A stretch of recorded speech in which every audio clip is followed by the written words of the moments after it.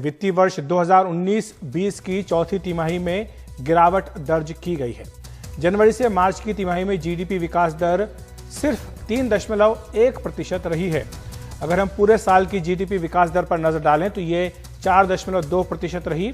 वित्तीय वर्ष के हिसाब से अगर तुलना की जाए तो 11 वर्षों में यह सबसे कम जीडीपी अभी तक की है। एक नजर हम कोर सेक्टर्स पर भी डाल लेते हैं। कोर सेक्टर में भी गिरावट दर्ज की गई है। 8 कोर सेक्टर में 38.1% की गिरावट आई है। मार्च के महीने में यह गिरावट 9% थी। कोर सेक्टर के इंडस्ट्रीज में कोयला, cement, steel, natural gas, refinery, बिजली, उर्वरक और क्रूड ऑयल शामिल किया जाता है। कोरोना वायरस के प्रकोप की वजह से इनके उत्पादन में भारी गिरावट आई है।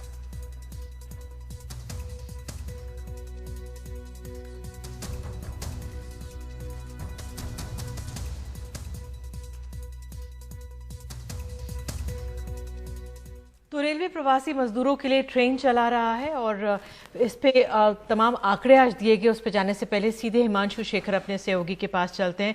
हिमांशु, जो आज ये आंकड़े आए हैं हमारे सामने, वाकई में चिंताजनक तो हैं ही, लेकिन आगे के लिए हमारी अर्थव्यवस्था के लिए क्या संकेत देते हैं?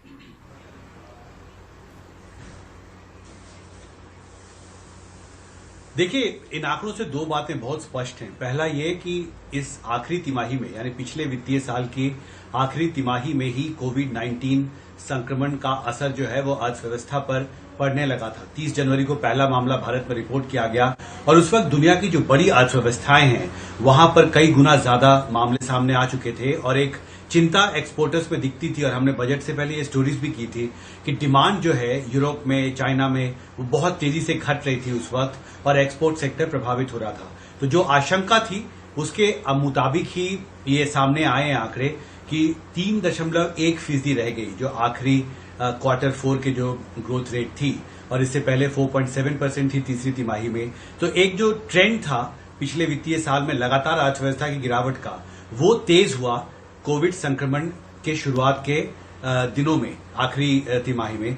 लेकिन अब जो बड़ी चिंता है ये है कि अगर कोविड-19 संक्रमण के शुरुआती असर की वजह से अर्थव्यवस्था में इतनी बड़ी गिरावट हुई है, तो ऐसे वक्त पर जब उसके बाद से लॉकडाउन लगाया गया और जो अभी आंकड़े अखिलेश जी रख रहे थे, कोल प्रोडक्शन 15.5% की गिरावट, स्टील प्रोडक्शन में 83.9% की गिरावट है, सीमेंट प्रोडक्शन में 86% की गिरावट है सिर्फ अप्रैल में, निधि।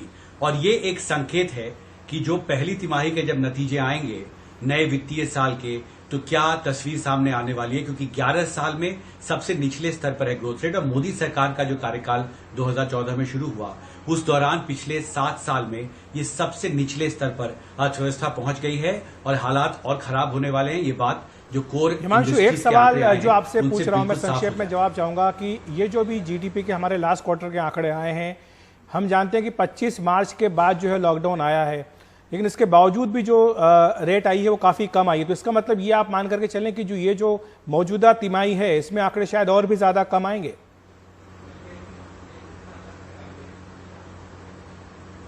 जी, निश्चित तौर पर, क्योंकि उस वक्त आपको पता होगा जब बजट पेश कर रही थी वित्त मंत्री, तो उस वक्त चिंता थी। ऑटो सेक्टर में बहुत बड़ी गिरावट दर्ज हुई थी।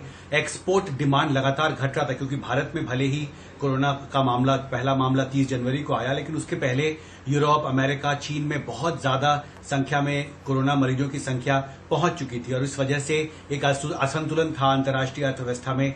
भारत धीरे धीरे प्रभावित हो रहा था। तो इसलिए इन पहले 3 महीनों में भले ही लॉकडाउन 1 हफ्ते रहा, लेकिन कोरोना वायरस संक्रमण की वजह से कंपनियों के कामकाज पर असर पड़ रहा था, उनके प्रोडक्शन पर, क्योंकि डिमांड अंतर्राष्ट्रीय अर्थव्यवस्था में लगातार गिरती जा रही थी। और इसलिए इसके अनुपात में अगर आप देखें, जब लॉकडाउन को लगाया गया है, उसको जब शामिल किया जाएगा कैलकुलेशंस में, अर्थव्यवस्था का जब ग्रोथ रेट का आकलन होगा, तो निश्चित तौर पे ये जो बड़ी गिरावट दिख रही है 8 कोर इंडस्ट्रीज में, जिनको मानक माना जाता है भारत के औद्योगिक क्षेत्र का, इन 8 कोर सेक्टर्स में से 2 सेक्टर में, जैसा मैंने पहले कहा, स्टील सेक्टर में 83.9% की गिरावट, सीमेंट में 86% की गिरावट है।